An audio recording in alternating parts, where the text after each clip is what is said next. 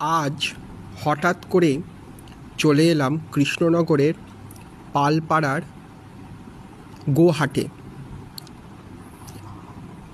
অনেক দিন ধরেই হাট দেখার খুব ইচ্ছে ছিল, তো সেই ইচ্ছা পূরণ করতেই এখানে আসা।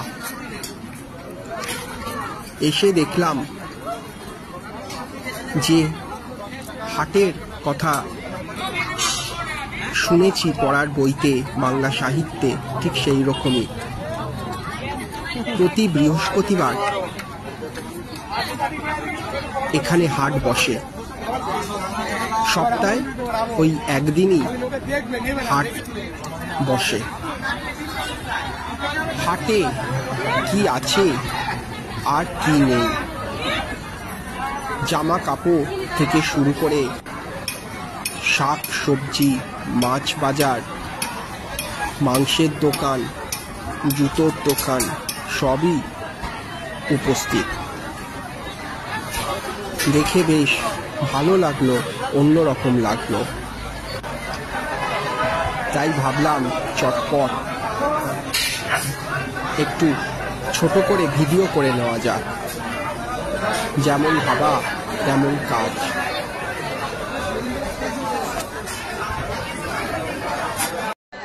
এবারে চলে গেলাম হাটের অপর প্রান্তে, যেদিকে মাছের বাজার বসেছে। অবশ্য মাছের বাজারে ঢোকার আগে দেখলাম জাল বিক্রি হচ্ছে, মাছ ধরার জাল বিক্রি হচ্ছে। তাই দাঁড়িয়ে পড়লাম, কৌতূহল মেটাতে দাম কত, কত দৈর্ঘ্য সবই জিজ্ঞেস করে বসলাম।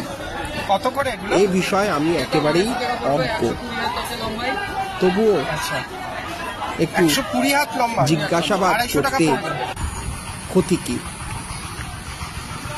সেই পাট চুকিয়ে এবারে চললাম মাছের বাজারের দিকে। আমি এখন হাটের একদম শেষ প্রান্তে এসে পৌঁছেছি। এই যে হাটের শেষ প্রান্ত, তার ঠিক পেছনেই রেল লাইন, কৃষ্ণনগর শিয়ালদা শাখার রেল লাইন। সেই রেল লাইন ঘেঁষেই হাটটি বসেছে। এখন এগিয়ে চললাম মাছের বাজারের দিকে। বেশ ভালোই ভিড় হয়েছে, তাই বেশি দেরি না করে ঢুকে পড়লাম মাছের বাজারে। এবারে অবশেষে ঢুকে পড়লাম মাছের বাজারে, বলা ভালো মাছের আড়তে। সেখানে গিয়ে তো চক্ষু চানাবড়া। কত প্রজাতি, কত রকমের যে মাছ, তা না দেখলে বিশ্বাস করা যায় না। তা সে রুই, কাতলা, ইলিশ থেকে শুরু করে চিতল, বোয়াল, শোল, মাগুর, চিংড়ি, পমফ্রেট, আরো কত ধরনের সামুদ্রিক মাছ। বহু মাছের তো নামই কোনোদিন শুনিনি, দেখিও নি। এই প্রথম দেখলাম, এই প্রথম জানলাম। যেমন মাছের যোগান, তেমনি ক্রেতার ভিড়, দিয়ে মিলে একদম জমজমাট বৃহস্পতিবারের হাট। কেউ কেউ মাছ কাটিয়ে নিয়ে যাচ্ছেন, আবার কেউ কেউ গোটা মাছই নিয়ে যাচ্ছেন। সব মিলিয়ে যেন ভীষণ ভালো লাগলো। মনে রাখার মতো একটি স্মৃতি নিয়ে বাড়ি ফিরলাম। এরপর হাটের অপর প্রান্তে চলে এলাম, যেদিকে সবজি বিক্রেতারা সবজি বিক্রি করছিল। প্রচুর আনাজ বিক্রেতা এদিক ওদিক ছড়িয়ে ছিটিয়ে বসেছিল। কি ভীষণ ব্যস্ততা, কেউ ব্যস্ত বিক্রি করতে, কেউ ব্যস্ত কিনতে। ভীষণ ভিড় হয়েছিল। আমি ঘুরে ঘুরে দেখতে থাকলাম। বেশ ভালো লাগছিল, অন্যরকম লাগছিল, আগে তো কোনোদিন এরকম দেখিনি। এরপর চলে এলাম যেদিকে মুদিখানা জিনিস নিয়ে বসেছিল অনেক বিক্রেতা, এবং যেমন চাল, ডাল, তেল, নুন, মশলা সব কিছু নিয়ে বসেছিল তারা। আমি ঘুরে ঘুরে দেখতে থাকলাম।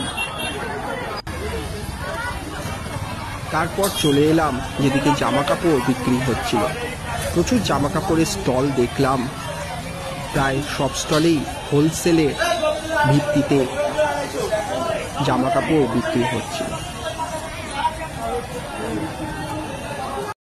এবারে দেখুন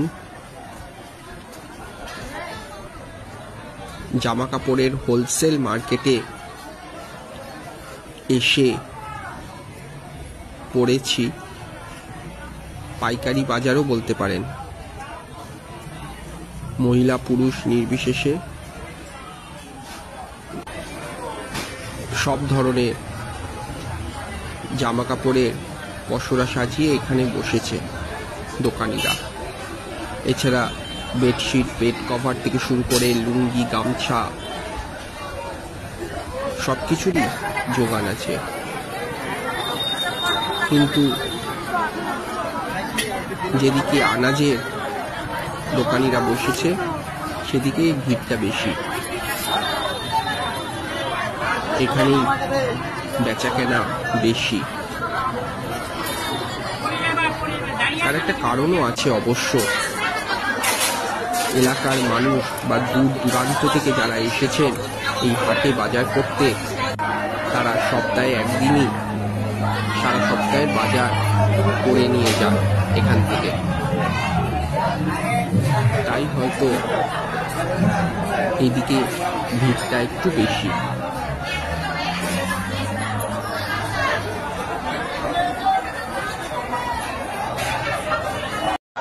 এরপর শাকসবজির বাজার ছেড়ে একটু সামনের দিকে এগিয়ে গেলাম। দেখতে লাগলাম আর কি কি বসেছে। দেখলাম একজন ভদ্রমহিলা ভাজা কাজু, নিমকি, মটর, চানাচুর, ঝুরি ভাজা, চিড়ে ভাজা সহ আরো অনেক কিছু নিয়ে বসেছে। দাঁড়িয়ে পড়লাম, একটু দরদাম করতে লাগলাম। দেখলাম সবই খুবই আয়ত্তের মধ্যে, খুব একটা বেশি দাম নয়। হাটটা অনেক বড় জায়গা নিয়ে বসেছে, তাই খুব একটা অসুবিধা হচ্ছে না। এদিক ওদিক ঘুরতে ঘুরতে দেখলাম বেশ কিছু ফলের দোকান, আরো অনেক নিত্য প্রয়োজনীয় জিনিসের দোকান বসেছে। যেমন বটি, দা থেকে শুরু করে বেল্টের দোকান সবই আছে, কি নেই।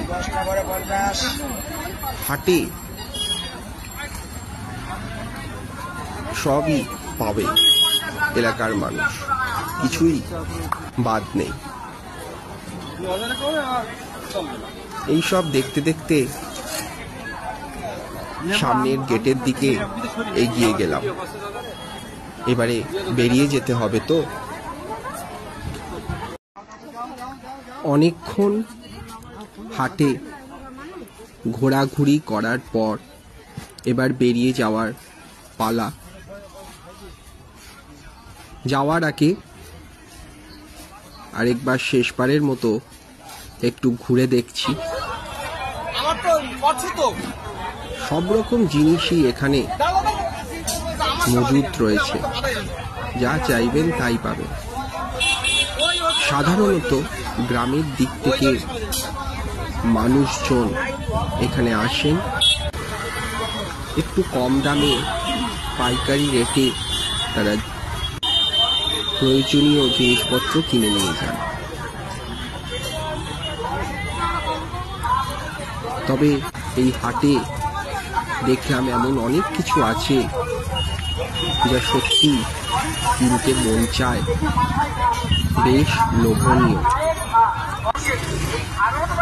বেশ অনেকক্ষণ ঘোরাঘুরি করার পর একটা সুন্দর অভিজ্ঞতা আর সুন্দর মন নিয়ে বাড়ি ফিরে গেলাম। বেশ ভালো লাগলো, আবার আসবো একদিন। বেশ একটা সুন্দর অভিজ্ঞতা হলো বটে।